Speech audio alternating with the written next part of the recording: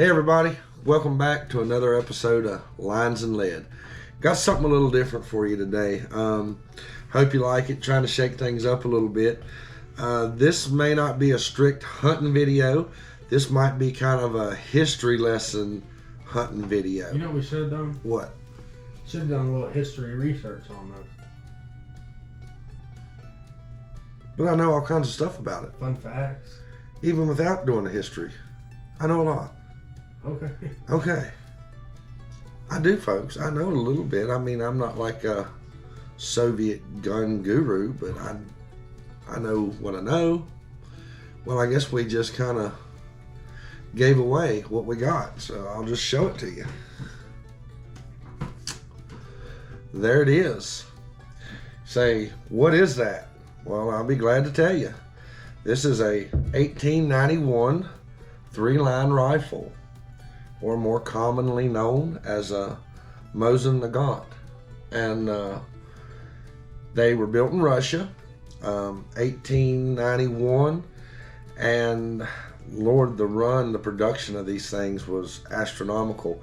I think somewhere around 37 million rifles were built, various designs, but basically the same rifle. There were dragoons and different things. It's chambered in a 7.62 by 54, which is still around today. That's the second longest running round in history, behind the 303 British, which is still being used overseas in some countries.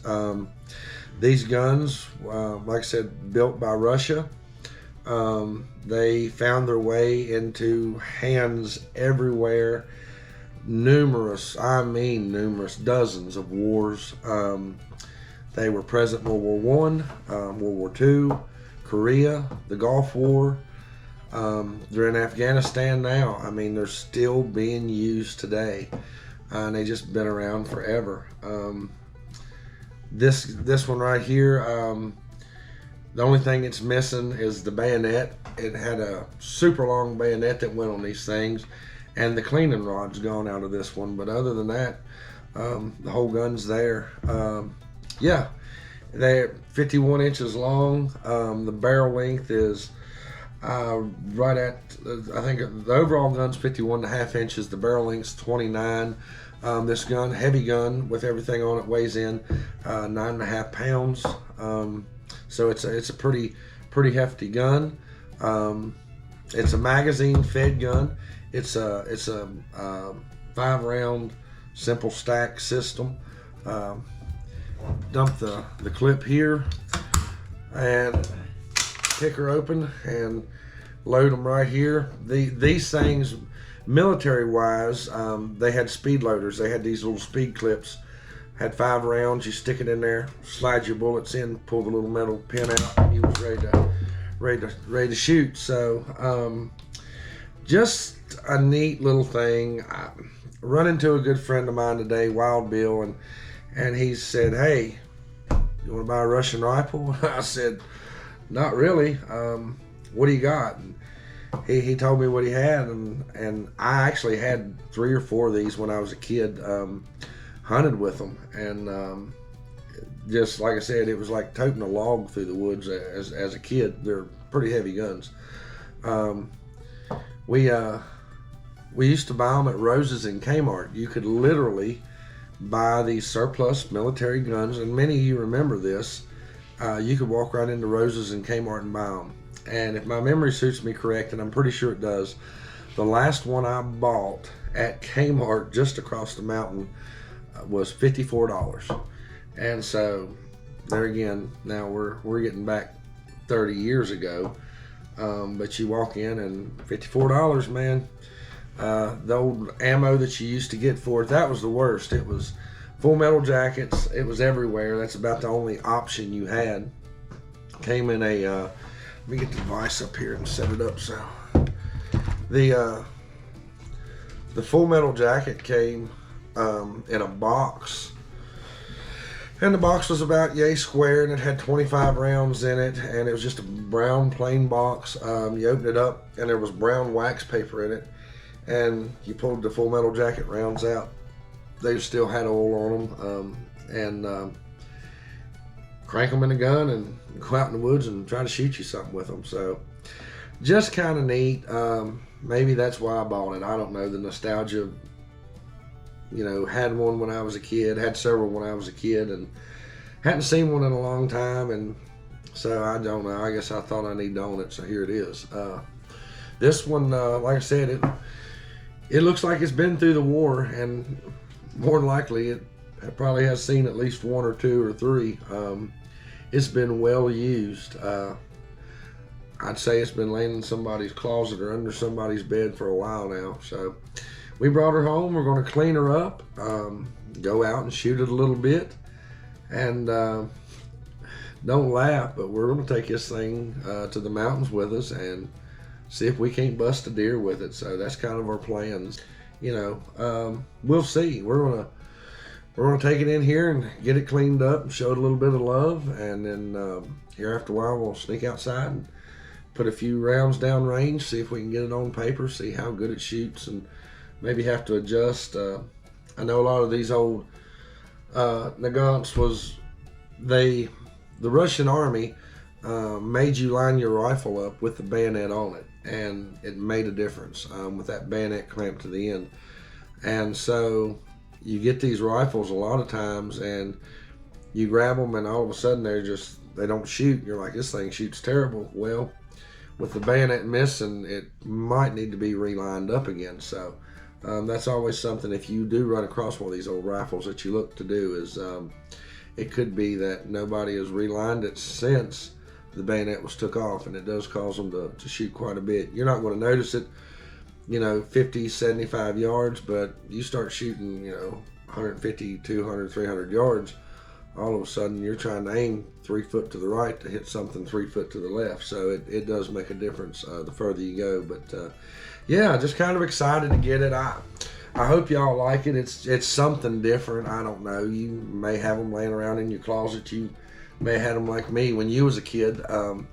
Like I said, it kind of walked up to me today, and for whatever reason, I'm now the new proud owner. So more junk for the auction when I croak one day. But anyways, we appreciate y'all coming along. Like I say, stick around. We'll get this thing cleaned up, get it outside, and put a few rounds down range. And if she shoots good enough and we feel confident enough in her, we're going to take her to the mountains and see if we can't get one before deer season's out. So we appreciate y'all coming along. Stick around.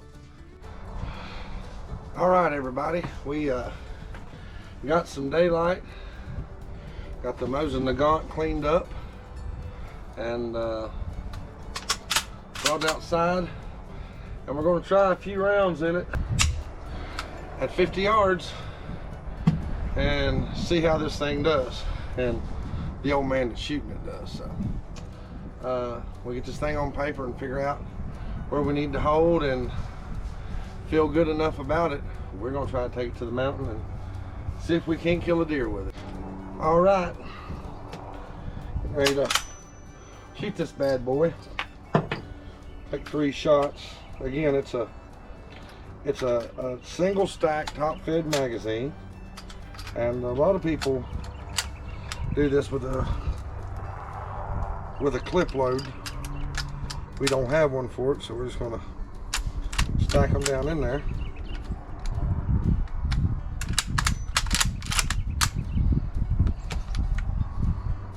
And the safety's on, and we're ready to shoot. So these are 150 grain soft points. They're PPUs. We picked them up. Like I said, buddy Ed Krieger had some, and we're gonna put 3 downfield and see if the old man and the old gun can hit anything. All right, both cameras rolling. SD cards is good. We'll see what she's got. I'm not gonna take a fine bead. I'm not gonna take a full bead. I'm gonna go somewhere in the middle.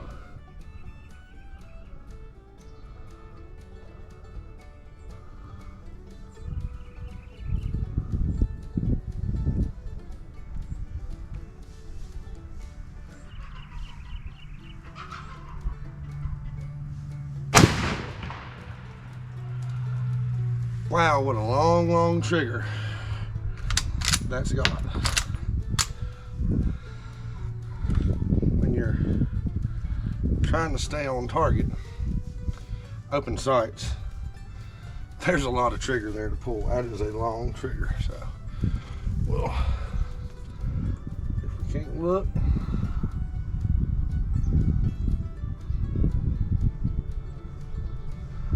all right, so it looks like we're an inch left, but we're probably 8 inches low. So I need to take a little bit more of a bead, or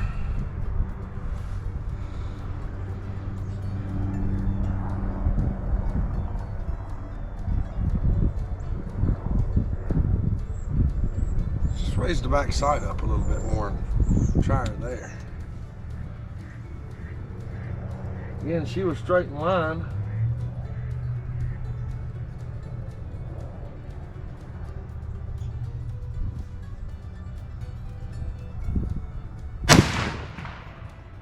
Man, what a long trigger. That is a terrible, terrible long trigger. Okay, so now we're an inch right and probably 3 inches high. Let's leave the 3 inches high alone, and let's put another round down through there and see what it does. This is at 50 yards, and if I shoot anything, it's going to be open sights. Ethically, I don't want to shoot something 200 yards away with this thing. Not saying I couldn't, but we just bought it. We don't know nothing about it. This is literally the first round we've run through it. I would say that realistically, 100 yards back, if we're going to shoot something, that's all I feel comfortable with shooting at it with. You know, if I'm laying down, got a little bit of rest, but you know, if we're consistently 3 inches high at 50 yards, that puts us probably, and I haven't checked the ballistics and all that, but that's probably going to put us really close to the 100. And so let's just let's leave that alone and put one more down there and see what we can come up with.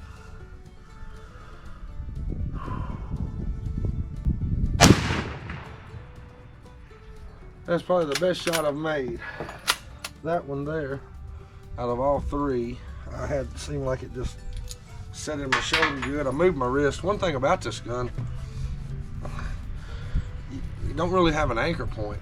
And that's just kind of weird. You grab it back here and it feels like your finger's way out of sorts. And so I really got up on it that time and wrapped it with my wrist to where I could get my finger in there a little bit better. And that felt a lot more accurate, let's say. So, and yeah, it was. We're inch left, maybe a half inch low that time. So you know what? Let's go ahead and send a couple more down there.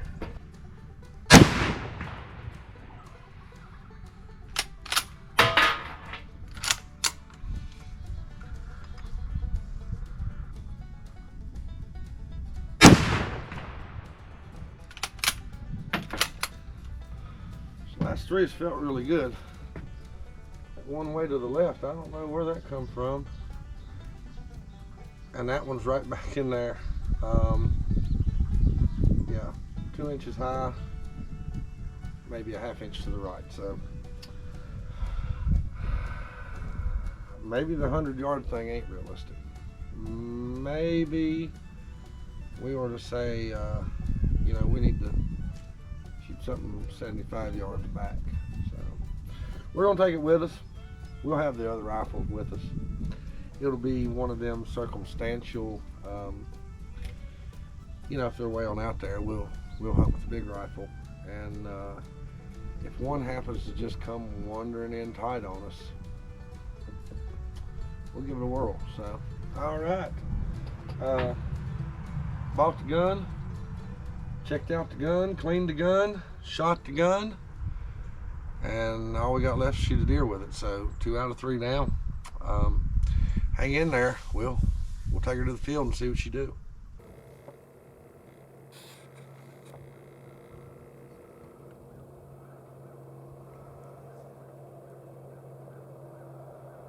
There's your shot on one.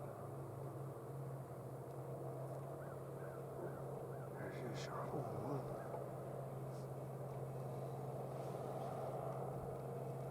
Do what? Do you want to shoot her with or do you want me to try that look on?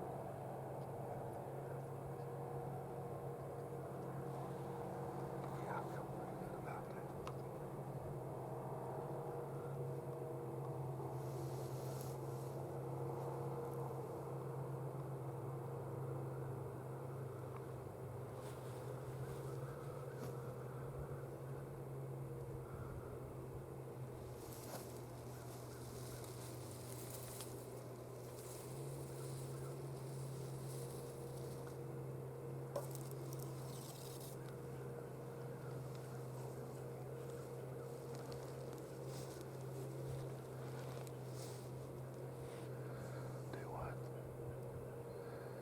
It's recording. Little deer.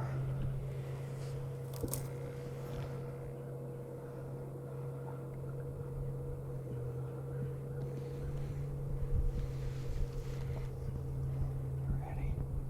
Yeah.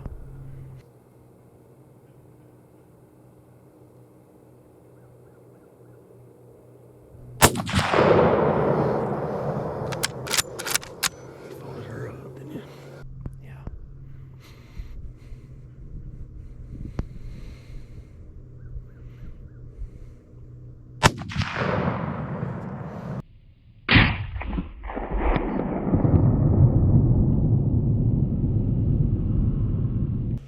All right, folks. You've seen it from start to finish. We bought this old gun and talked about it and cleaned it up a little bit. That old baby's blowing in the background. I went and got some rounds for it, shot it at the house, got it on paper, and then brought her to the field. And had 4 does come out over here beside us. 103 yards. She's standing there broadside. I said, I believe I can put it on her.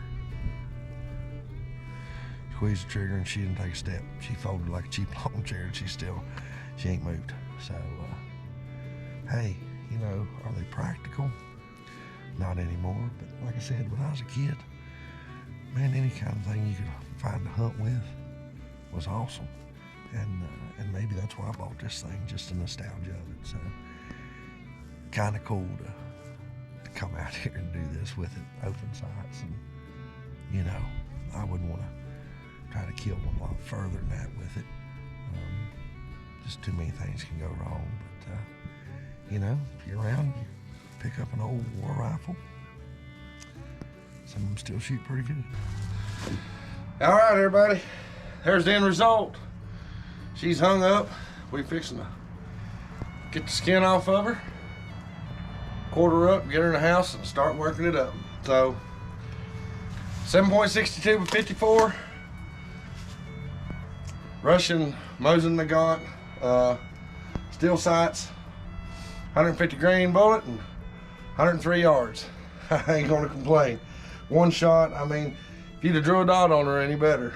I ain't trying to brag, but I mean, it just dead centered that shoulder. And it just, she didn't move. As you've seen in the video, she just folded and that's that. So, yeah, man, just grateful. I don't know how else to put it. We're on the, you know, here we are, day after Thanksgiving, and I'm just grateful. God's been good to us, man. Get out in the woods and family and friends, and we've all been killing deer and just having a lot of fun, and you know, it's just been a good year, and we owe all of our thanks to God for that. He's good to us. So we appreciate all of y'all coming along. The channel's taking off, and starting to do really well. It's getting some traction, and so it's been a lot of fun watching it grow, and y'all help making it grow. And I can't tell y'all thanks enough either for all that you're doing, supporting us. And yeah, so until next time, be good to one another. Serve the Lord best you can. Smile, children. It's better on up the road. Thank you. God bless.